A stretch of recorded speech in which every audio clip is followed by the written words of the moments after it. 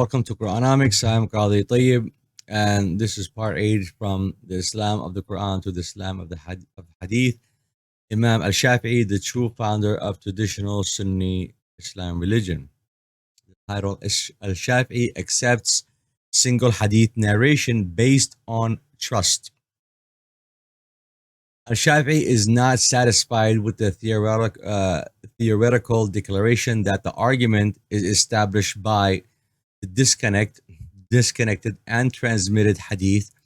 Of course, these are types of hadith that they formed.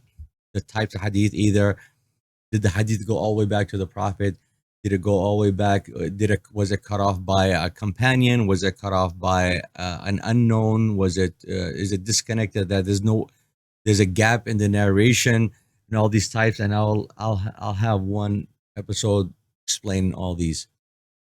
And established by disconnected and transmitted hadith, but rather he practices it personally in more than one place in his book, The Message. The book is called The Message, his first book. He approves and narrates singular news hadith that has interruptions, inspirations, and ignorance, such as he would quote, let's say, there's a hadith we give you example of hadiths that are not complete, not authentic, based on his theory, authentic, but he says, told to me by whom I not accuse on the authority of so and so, page 448.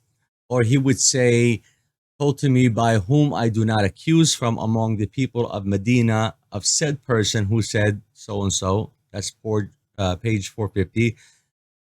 Or he would say, told to me by trusted people of knowledge, page 129. Or he would say, told to me by trust on authority of said person on authority of so and so, page 226 and 469. So you see, you get the picture. It's like gossiping, where you hear news from one you trust or think you do, and then it becomes authentic.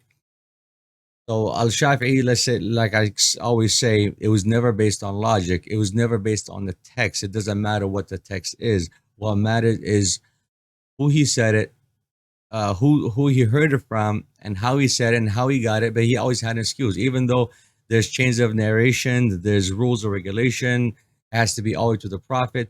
But to him, he could always break the rule. And Al-Shafi'i is not embarrassed to justify his negligence in the narration of the conditions under the heading, the humility of the scholars. That means the humbleness of the scholars. And this excuse is worse than the sin.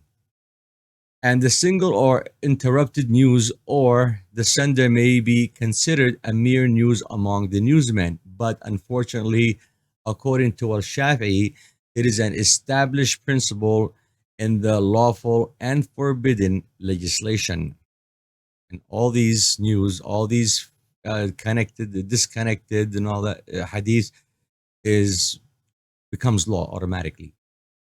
And let us hear the belittling and blundering of Al-Shafi'i.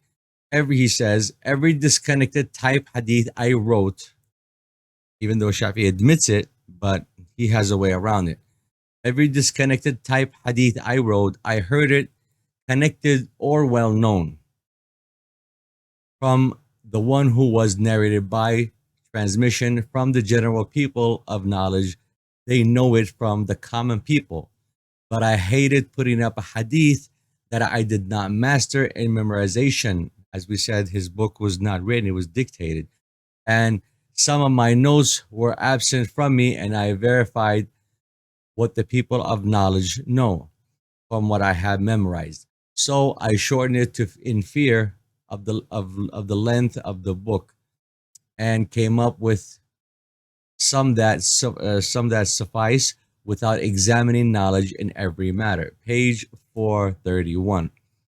As I said, his notes, that means it's not written notes, but the sections that he was memorized, he was teaching his students. So he doesn't have to have, he's not obligated to obey by his own law. As long he say that he heard it from so and so and so and so and so and so, that's good enough for him, even if it's disconnected. And he admitted it himself. But because he's Shafi'i and he's speaking on behalf of the revelation of the Prophet, it's all good. So we also find a Shafi'i flexibility in moving from underestimating the conditions of the narration to exaggerating from the condition or status of the narrators to the extent that they were elevated in the presence of their belief in their hadiths to the ranks of the Prophet sent. So these people who are running the show, they were also elevated to almost like prophethood. So they were like almost like sub prophets because they came up with a hadith that said that the scholars are the inheritors of the prophets. So whatever the prophet had knowledge, they inherited. It's all in them. So that's how the message to them continues rolling, and it still be in the hands of certain group of people that have their swords over the neck of the public. That's how they roll. And this is the end of part 8, and part 9 is coming up. We thank you for following. I'm Qadi Tayyib, and this is Quranomics. Thank you for following.